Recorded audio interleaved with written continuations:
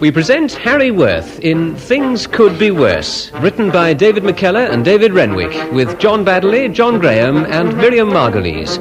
Episode 1, The Blackmail Letter.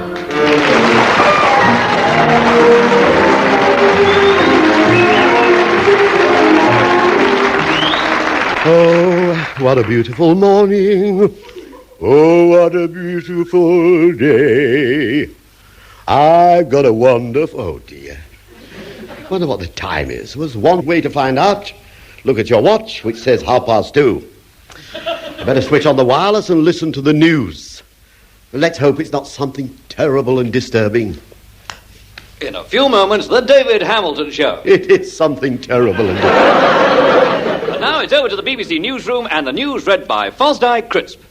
This is George Potter with the news. And first, crime. Only a few minutes ago, BBC newsreader Fosdyke Crisp was mugged outside Broadcasting House. Broadcasting House? Is there nothing sacred anymore? The next thing you know, they'll be mugging people inside Westminster Abbey. Earlier today, 5 people were mugged inside Westminster There you Abbey. are. What did I tell you? What is being done about these vagabonds? What are the courts of justice doing? The judges strike. Clearly not a lot. Members of the bench are demanding salary increases to meet inflation. The authorities have been given 28 days to pay or go to jail. And now, the latest on the Manchester United Football Club story. When the troops first moved in at 10 o'clock... Well, I can't take any more of this. I don't know what the world is coming to. I'm so glad I live here, where I can enjoy the suburban peace and quiet of Melbourne Crescent. It's that short-sighted postman looking for my doorbell. I bet it's a second-class letter. The first-class postman never makes all that noise. Oh, good morning, miss. His eyes are worse than I thought. I am not a miss. Really? Oh, sorry, dreadfully sorry. I didn't realise you were married.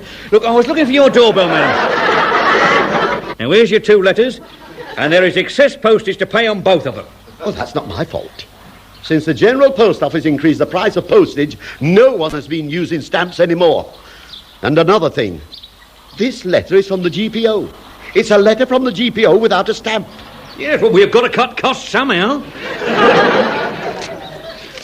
And it's a bill for the excess postage I've already refused to pay. This is an outrage. Yes, well, now, that's 13 pence each. That's 26p, please, sir. Very well, here you are. And I hope Tom Jackson gets green fly in his moustache. Thank you very much, then, madam. Good morning.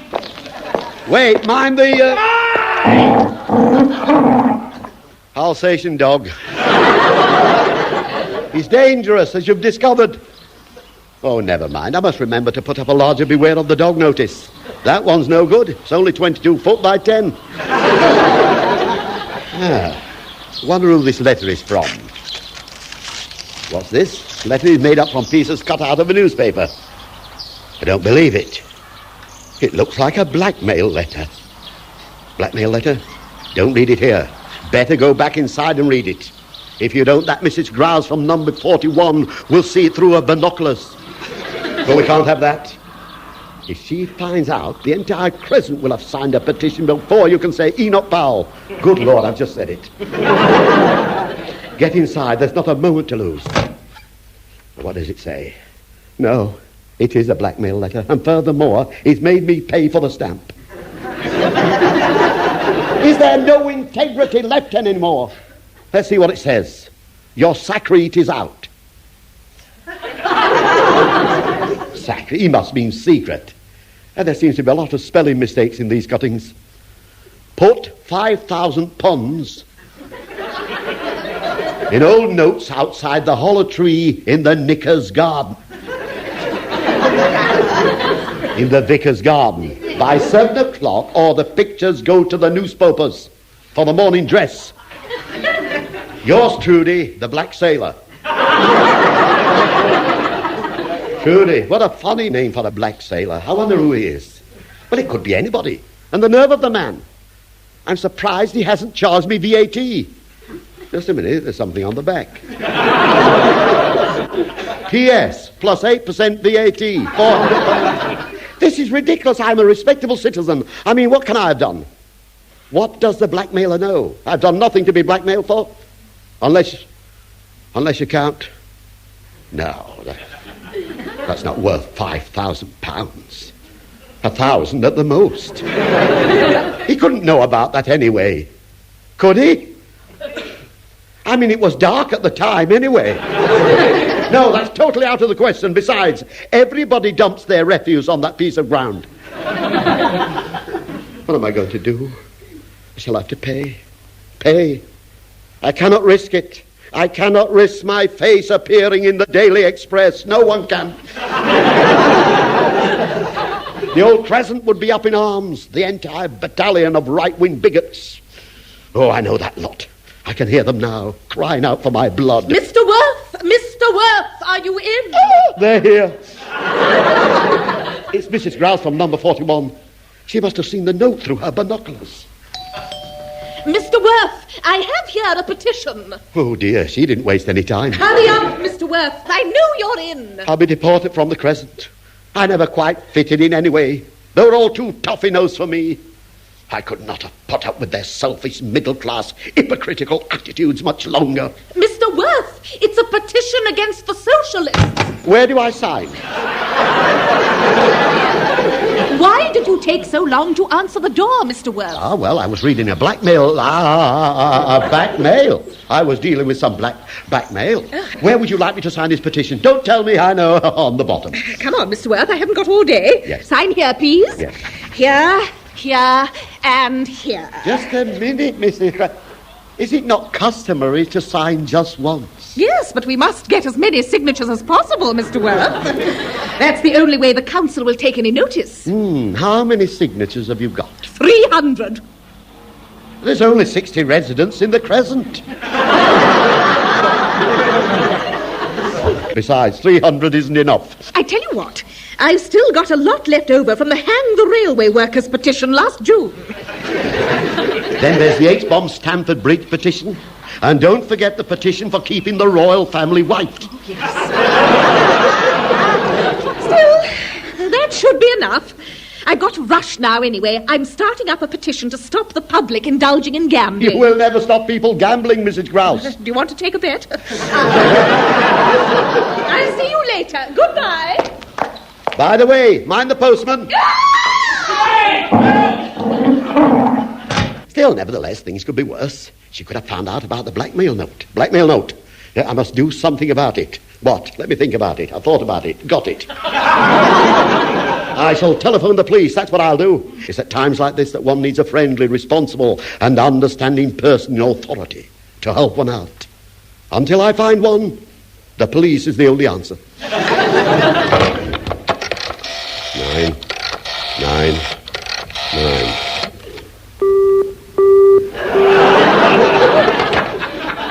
This is ridiculous. 999 engaged. How am I going to contact the police? For heaven's sake, who on earth can this be? Officer, I don't want to be disturbed. Goodbye. Now, where was I? Just one officer? That was a policeman at the door. Good afternoon, sir. Good afternoon. This is really fantastic. I just telephoned your establishment. You were engaged. I'm very sorry to disturb you, sir, but this is a matter of some importance. You're quite right. It is a matter Could you tell me the time, sir? Yes, 3 o'clock. Actually, I'm very glad you decided to call. I'm in a spot of trouble, you know. Trouble, sir? Blackmail. Beg pardon, sir? Blackmail. Pardon? I said blackmail. The reason I was whispering because I didn't want the neighbours to hear. Come inside. I'd like to come inside as well, Constable.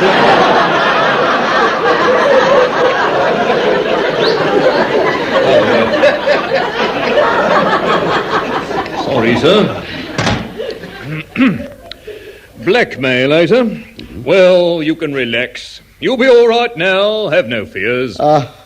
Oh, you've no idea. That's very reassuring. Yes, you did the right thing, sir, telling the police. We'll help you. Don't you worry about a thing. Oh, that's good. You know, you're most kind. Now, sir, who exactly have you been blackmailing? Well, I haven't been blackmailing anybody. They all say that, sir. I am the one who's being blackmailed. I am the victim. Oh, the victim. Oh, I see. A social reprobate, eh? One of the parasitic minority indulging in counterproductive egotism. I beg your pardon? Sociologically, your intolerance of communal adversity is the epitome of despicable dogma, sir. You are a police officer, aren't you? Of course I am, sir. We're a new breed, sir. Look, Constable, this man has committed a criminal offence. It's up to you to get out your truncheon. Whip him in the scrubs. Oh. You fascist pig, sir. This is social bigotry at its height.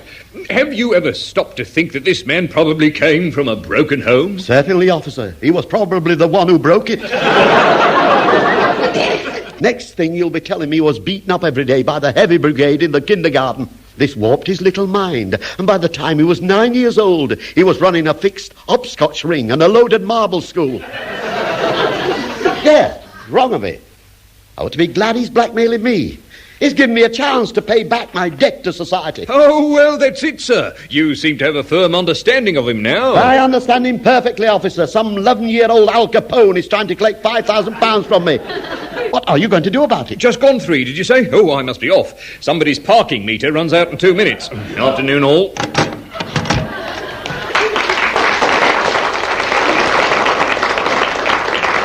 Thank you, Constable.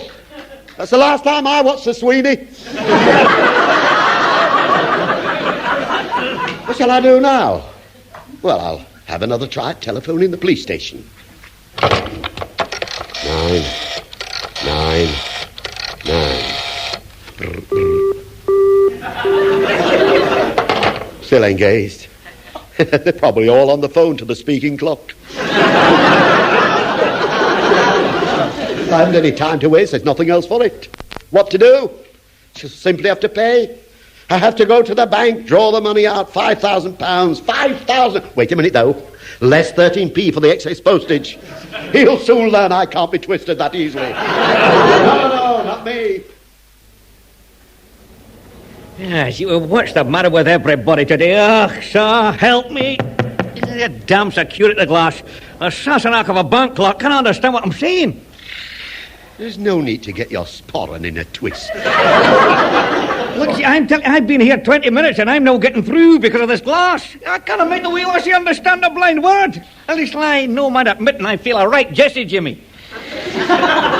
That security glass is put up for a very good reason. To stop villains and robbers shooting innocent bank clerks who are employed to look after our money.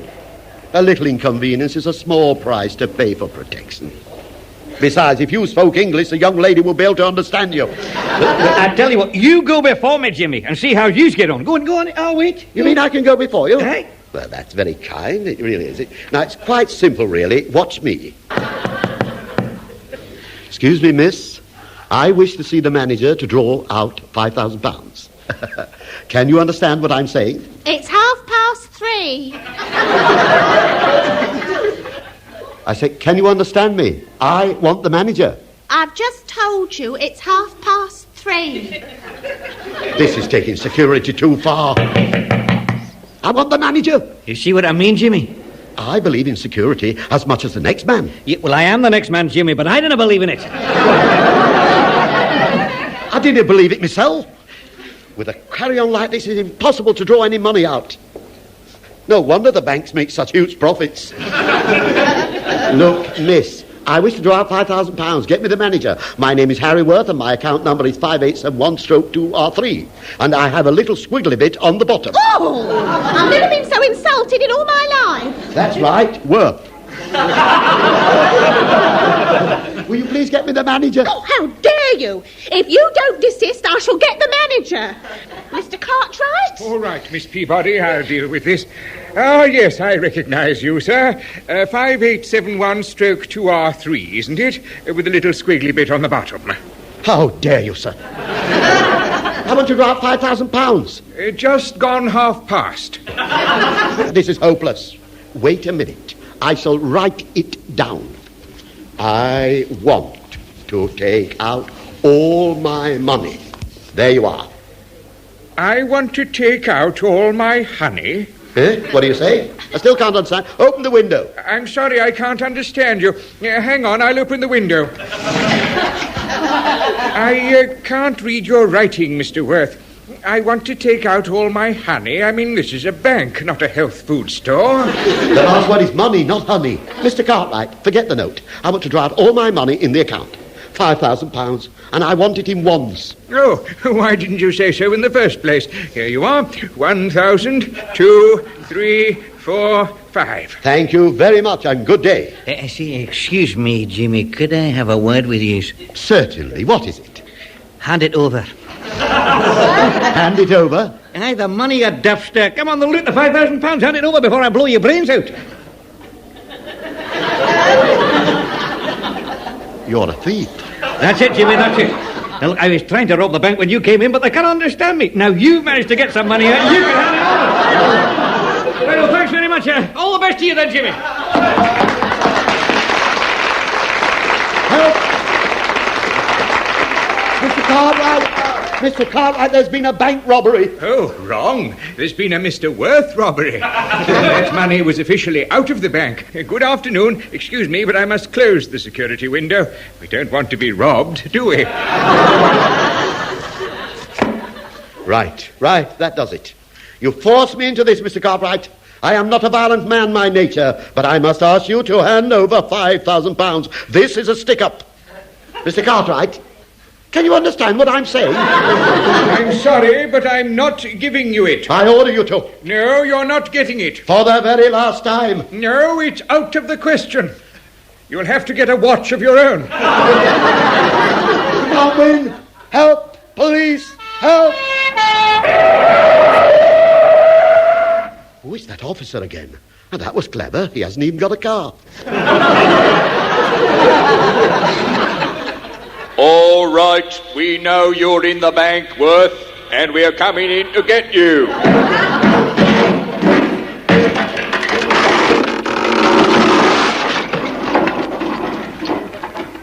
Now then, are you going to come quietly?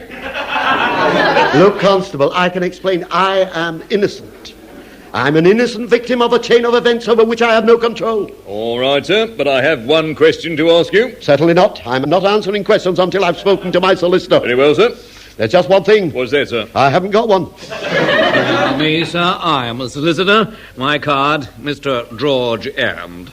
George And. Yes, sir, of Ponsonby, and Ponsonby. I think, well, Mr. And, you are now my solicitor. Start soliciting. Yes, sir. Very good, sir. Now, Constable, my client refuses to answer any questions until he has been charged and cautioned. Mr. Worth, you are charged with obstructing the police with their inquiries. Anything you say will be taken down in writing and may be used in evidence. Right, thank you, Constable. Now you may ask your question. Very well. Could you tell me the time, sir? Yes, don't answer that. Time? Is that all you can think of? Here, take my watch. I never want to see it again. Oh, thank you very much, sir. 3:45. Oh, dear. Is that the time? Well, I must hurry. I've got to see a man about a dog licence. Excuse me, Mr. Worth. Here is the bill for my services. £250. You don't understand. I haven't got any money now. Yes, God, well, that would appear to be your problem.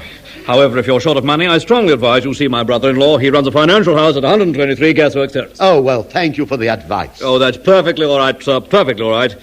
Yes, that'll be another £100. I can see it all now. There's still a law for the rich and a law for the poor, isn't there? Mr. Worth, so you don't expect me to answer that question for nothing, do you? Good. Good afternoon, sir. Not so far, it isn't. Only one thing to do. Better do as he said. See this financial expert. Taxi!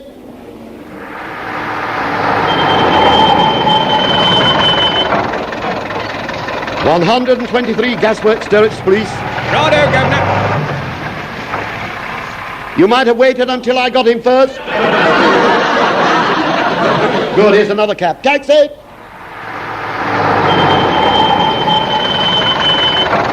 Follow that cab. OK, mate.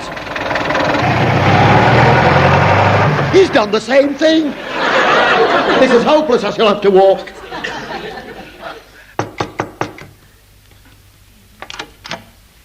OK, what do you want then, Jimmy? I would like a loan immediately. £5,000. Hey, just...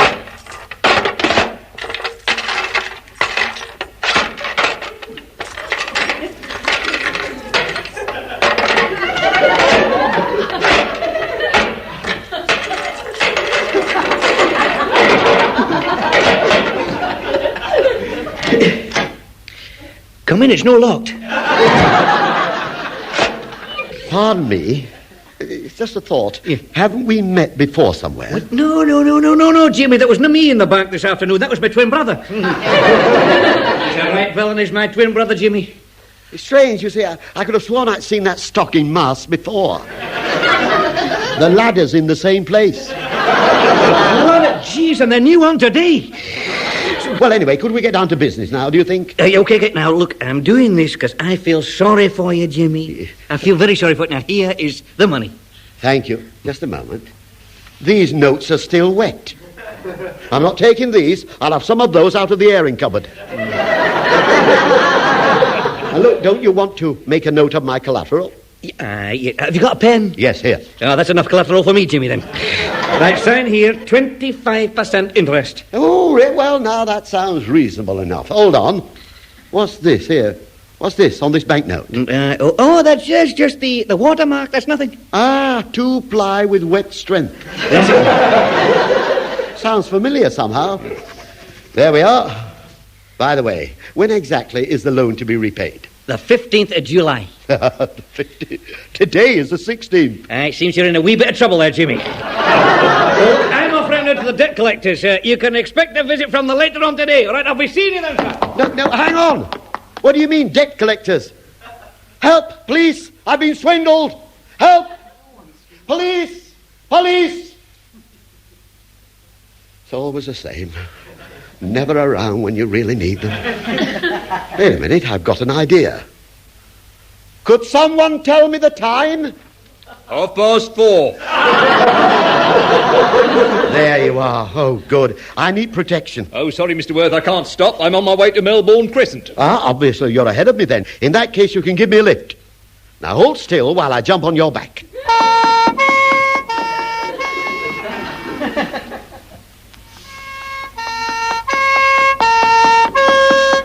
That's the house, Constable. That one there, where those two old people are loading my furniture into that cart. Sorry, sir, but my business is further up the Crescent. Evening all. But my furniture. Look, they're stealing all my furniture. No, we ain't, mate. No, we're taking finance company furniture. This ain't a finance company. This is an outrage. Where did I go wrong? I read all the small print. Well, you should have read the big print then, shouldn't you? You've taken everything but the kitchen sink. Oh, don't worry, we haven't finished yet, sir. Now, wait a minute. You can only take what's owing. I mean, what value have you put on these goods you're removing? Oh, see, what do you mean altogether? Yes. Yeah, well, let me see now. There's the colour set, circular beds, plus the another 70. 70 nonsense. The chairs are Georgian for a start. All right, then. Right, 80. 80? How dare you say the table is Victorian? You do rather hard bargain, sir. 90. You haven't noticed the cutlery is genuine Elizabethan. Yeah, first or second? Second. 95. 95, 95. It's not nearly enough. All right, then. £1 and not a penny more. £1? Done. I certainly have been. Rose? Yes, Fred? Rose, take this lot and put it into the cart. Righto, Fred. What kept you, Rose? Piano got stuck on the stairs, Fred. Now, what's next, Fred? What, this is next, Rose? No, not my wall-to-wall carpets. Now, and this. The wallpaper as well. Wait, you can't take the floorboards, can you? Oh, you can. Am I going to walk about on the joists? Did you ever get the feeling that you shouldn't have got up this morning? No use. Can't take any more. Blackmail for £5,000 plus VAT. Robbed of all my money. Conned by a solicitor. Swindled by a Scotsman in a pinstripe kilt. Now then, there's nothing else left. I'm going to put my head in the gas oven. Careful with that gas oven, Rose. Oh, no, that's gone as well. Quite, well, that's high-speed gas, sir. Now, I must say it's been a pleasure to do business with you, sir. Haven't you made one little mistake? You've left me the bricks and mortar. You don't worry, we'll be back in the morning, right? Come on in. Righto, Fred. I'm finished. Finished. Hang on. That's a bit of luck at any rate. They've left my radio. Was mugged inside Buckingham Palace. A man with a very realistic-looking corgi suit is helping police with their inquiries. And now, crime. A daring plot has just been uncovered to blackmail prominent local citizen and founder member of the Shoot the Socialists and Bring Back Democracy Association, Mrs. Victoria Grouse. The plot apparently failed owing to the fact that the blackmail letter seems to have been delivered to the wrong address by a short-sighted postman. The police spokesman commented, "It's lucky we found out about it before any damage was done." Isn't that funny? That blackmail letter wasn't even meant for me in the first place. It was Mrs. Grouse they were blackmailing. I don't believe it. Everything that could possibly have gone wrong for me today has gone wrong. Excuse me, mate, we forgot the radio. Oh, no, not the radio. No, now, don't worry. Don't upset yourself, mate. After all... You're quite right. Things could be worse.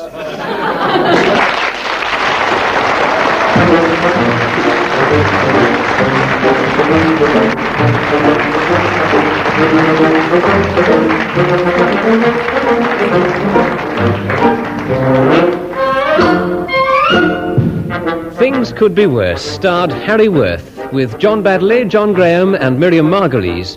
The script was written by David McKellar and David Renwick and the programme produced by Simon Brett.